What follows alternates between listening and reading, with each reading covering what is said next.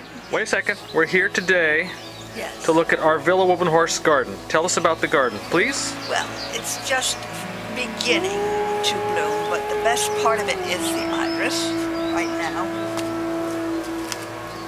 We passed the azaleas, but here are the iris. Some of them brought from Connecticut. Speak up so they can hear you. Yes, these are brought from Connecticut. Okay. And they're doing quite well. They love this spot here, right in front of the house. Speak loudly towards the camera. Yes, they like this spot in front of the house. Okay.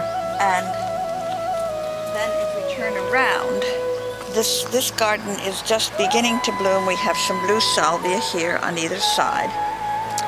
And let's see, what else do we have? The pansies are just beginning to fade, but they look very nice from my kitchen window. Let's get a close-up of those pansies here. Okay. They came from Homestead Gardens. Okay. The best pansies I could find. Then we'll go down the path here. This is some interesting greens here. Yes. Well, they're just beginning to bloom. Where's the basil? Oh, that's in the vegetable garden. Okay.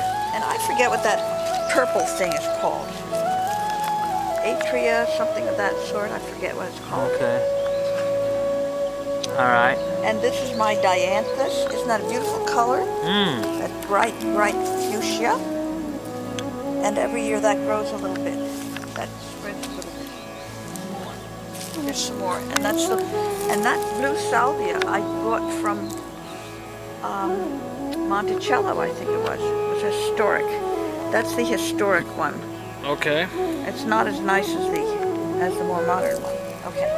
Now, Okay, we're gonna switch and go over to the. Oh, go ahead.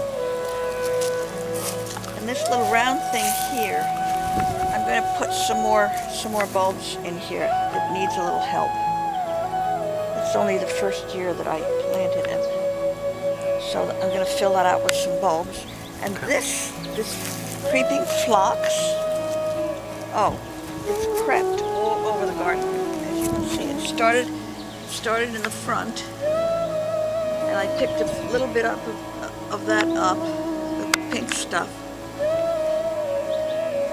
and now it's creeping over here. Creeping phlox. And this I love. This is my Okomo creep cherry tree. Are there cherries coming off that? Little bitty ones. There will be. But it's known for its blossoms, which of course have passed.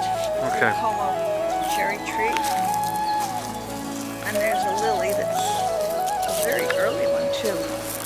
All right, we're gonna sign off here and go to the vegetable portion. Oh, I have to show you something. It goes wild. It's called a money plant. And it just started to grow. And after the blossoms have faded, see these little things? That's why it's called a money plant, lunaria. You can eat those? No, you don't eat them. You look at them. I want to eat something. No, you cannot eat those. And the All right. hostas have just gone in. It takes a while for those to go. That's the haskell? Hostas. Hostas. Like a hostel person, but it's a hosta. Okay. Hosta. We're gonna sign off here and go to the vegetable portion. Oh. What's that here? Speak up. This is known as a mess. Ah. This part of the garden. It has grasses and it has lilies. These are all daylilies. Okay. And it'll look better when the daylilies come out. But right now it just looks like a mess. And it looks great when the daffodils are out. But a vegetable garden that started, it will eventually have tomatoes and peppers and stuff. But these are just little pea plants that are coming up. And yes, you can eat peas when they grow. We all want to have peas on earth, right? Yes, peas on earth. And they will climb up the fence, hopefully. And then we'll pick little peas and eat them. Those are What else? You got some kale and some. yeah, those are radishes. And then some of these things, now that's sad looking stuff is basil. Oh. Very sad. It doesn't want to grow there at all. Ah. So we'll have to get some more basil. We need to get some more. And we'll have to, and you can just see tiny bits of kale coming up, John, and you can eat that. Yeah. And a lot of this is just volunteers. See these two tomatoes. These are volunteers. Mm-hmm. I think those are either. This is a volunteer weed. Get rid of that.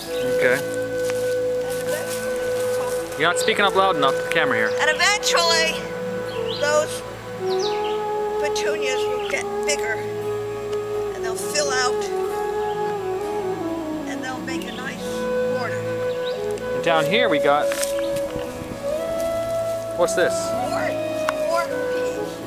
More peas. Something more peas. Now what's this over here? We got some. And eventually these will be 6-foot tall sunflowers. What's this right here?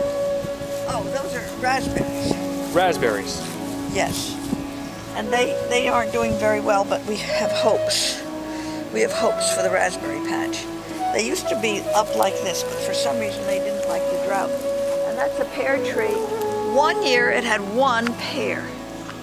Ah. But as you can see, it's a healthy tree, but it doesn't have any pears on it. Apparently not. Apparently not. All right, let's see if there's anything in the front of the house. Oh, it's a nice dark. This is the compost heap, huh? Yeah, look at that nice black earth. Isn't that beautiful? Mmm. That's all my kitchen wastes, all mixed in there. Mm-hmm. That's Nice. pride and joy. All that lovely black stuff. Okay. I don't know what I'll do with it. It looks so good. We gotta put it in this garden somewhere. And then, this is very plain, this garden. It's because of the beautiful view. I just have a few pots out here. Where are the tomatoes going in? No tomatoes, it's all shade. It's very hard to grow anything in the shade. Just a little pot of impatiens here. But the view is so lovely, I don't feel I have to dress it up at all. Here's a funny plant. It's a pretty plant with a horrid name. It's called spiderwort. You're not supposed to touch it, because it's supposed to give you warts, I suppose. That's called spiderwort. And it just kind of grows wild. Okay. Take a look at the nice view here. Yes, the view is the best part. A few. I put in this garden, but it doesn't compete with the view at all. A few measly azaleas, and later on the lilies will come out. All right, we got the view. That's the main thing back Yes. here. A few crab traps that have to go in.